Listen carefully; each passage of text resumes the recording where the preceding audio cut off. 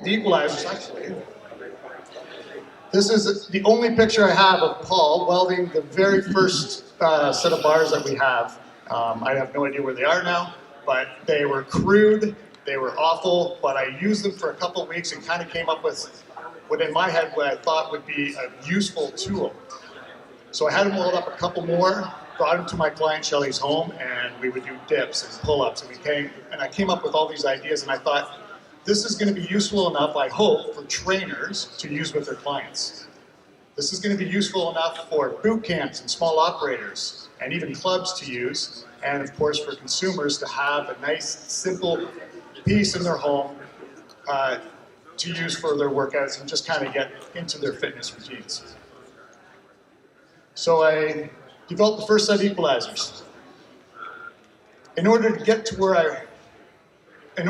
the manufacturing going, I had to source some capital. I got some seed capital. I brought on a business partner, and his job was to get the manufacturing started. Our first 300 sets were made right here in the Toronto area, and we're just kind of dipping our toe in the water to see if this was going to be a viable idea.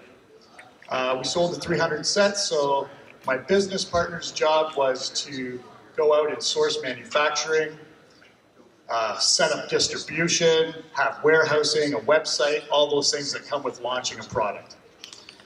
My job was to share my vision with people because quite honestly, no one knew what the fuck these things were. And so we started trade shows. The very first trade show we ever did was right in this building.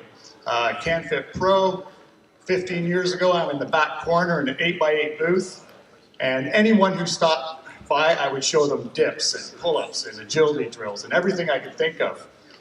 It was a 3-day show, and by day 3, I was pretty much stuck on Advil. I couldn't move my arms. I didn't know how to pace myself at these trade shows.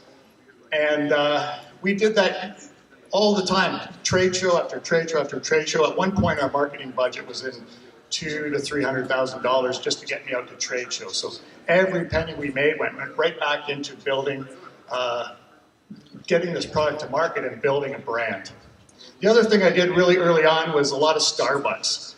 I was the only sales guy. My business partner had his role in the company, and I would do all the sales. So I'd get on Facebook, which was way more popular back then, and I would contact every trainer I knew.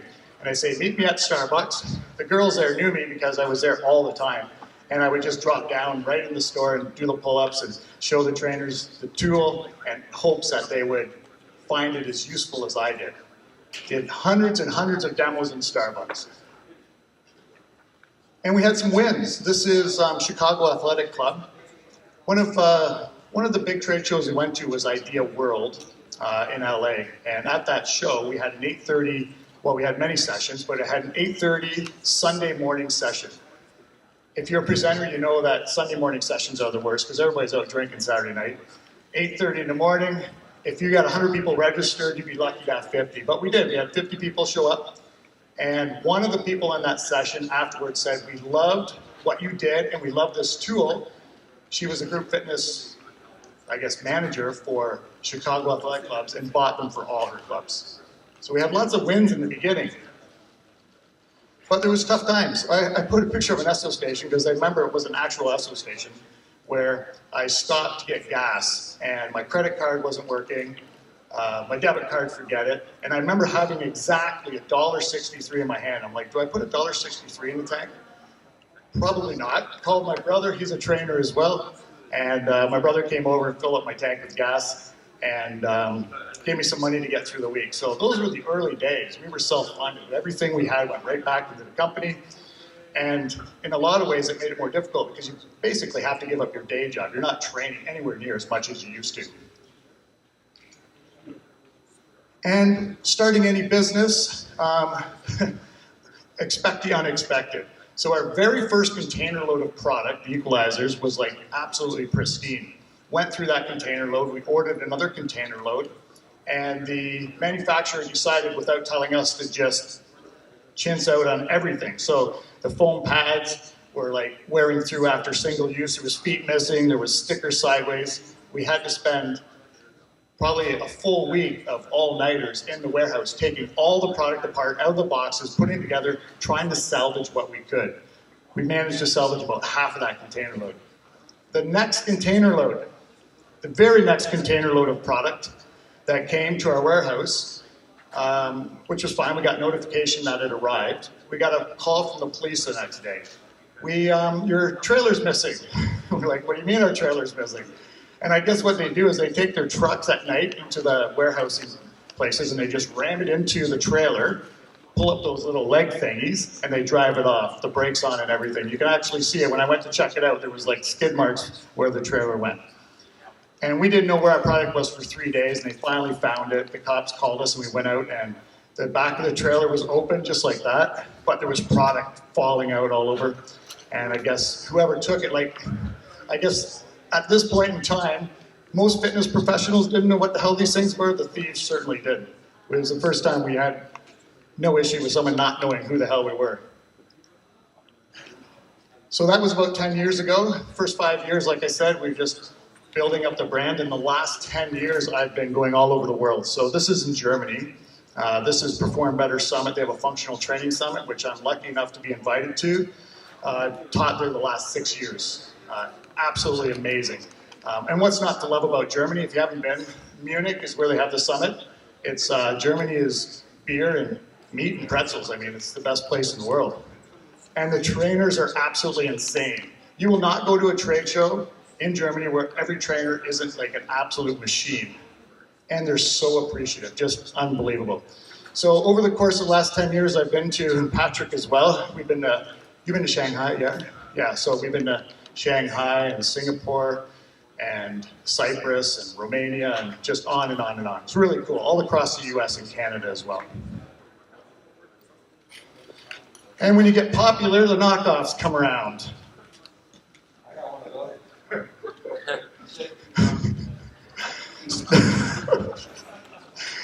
I tell you, making this presentation, I Googled, and I hate doing this, but I Googled knockoffs because it makes me laugh, just the enormity of the knockoffs and just how people have no morals or scruples. So it's actually quite hilarious, Google knockoffs, but as a manufacturer, it's frustrating as all hell.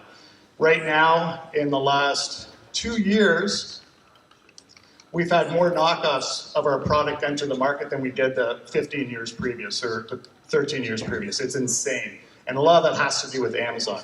We sell most of our product on Amazon, and that's great for volumes, but everybody can sell on Amazon, and for us to go after everybody who knocks us off would be insane. I mean, your patent's only as good as you're willing to defend it, so we would absolutely blow our brains out trying to 1,000 people making it. We'd never keep up.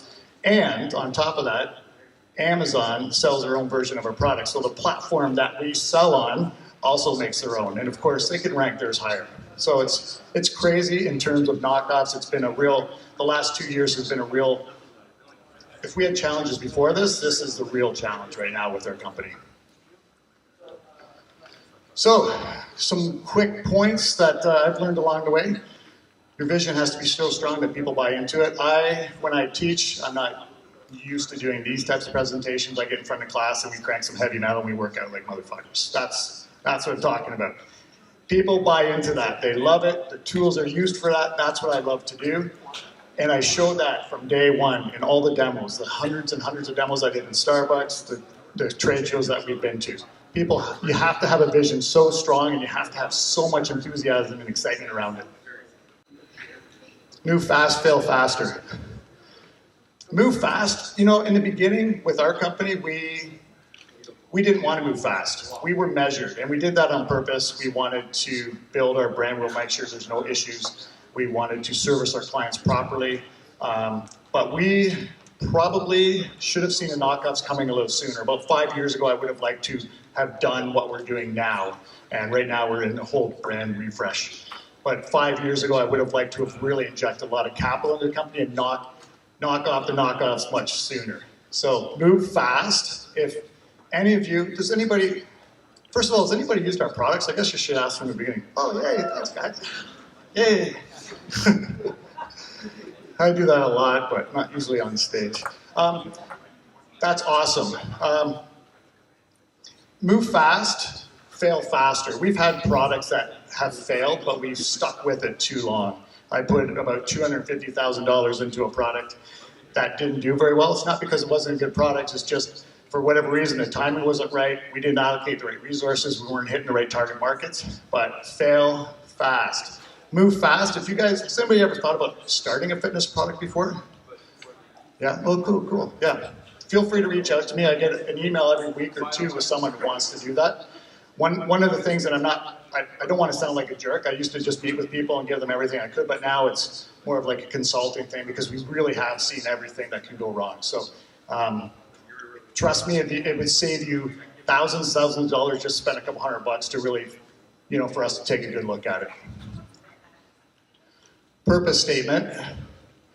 A lot of businesses have purpose statements that are on the wall or on their website, and it's something that's just there. For us, and it always has been, a purpose statement is something that all our employees implicitly know. We exist, one of the other speakers was just talking about it as well. We exist to serve. That's what we're doing, we're serving people, so we have to know that. That's what we do. We exist to serve by providing, and ours is providing fitness for all. So everybody that works for us knows the purpose statement, they live by it, they answer the phones that way, they do all the little things that they have to do that align towards the purpose statement. Do what the copies won't do. They don't have the education. We have a whole education arm. We go out and educate people. We run master trainer summits. We run master trainer programs. We go into community centers and train the staff. We have all the supplementary education that comes with the product. We have insurance. One of the things that makes me really, I don't know, I guess I can't be upset. You guys, people have to do what they have to do. But if your job, I would think your primary job as a personal trainer is to keep your clients safe. Why would you buy a knockoff? I've literally seen knockoffs so bad, they're just wobbly. I've seen TRX's knockoff brakes. I've seen Bosu knockoffs. I mean, really, for a couple extra bucks, do what the copies won't do, get quality, get something that lasts. And like I said, right now, we're in the middle of a huge brand refresh. It's not just a comb over, we're going over everything. We have multiple samples coming from manufacturers, so we want to reduce our ecological footprint, so we want to have product that is environmentally friendly. We are looking at our customer groups and how we message them. This is kind of interesting because I don't know if I've ever said this in public before, but I'm a horrible manager. I brought on a guy, his name is David Fassett, at the beginning of the year. He worked for Mackenzie Financial downtown Toronto here. He's a vice president of marketing, and I hired him. I can't afford his salary, but I'm doing it anyways because I've noticed within having him here in our company for 3 weeks, there's a reason these guys get paid really well. They're really freaking smart, and he knows exactly what to do, and he manages my people properly, and he puts people's fingers to the fire, and he's looking at every single thing we do to make our company better.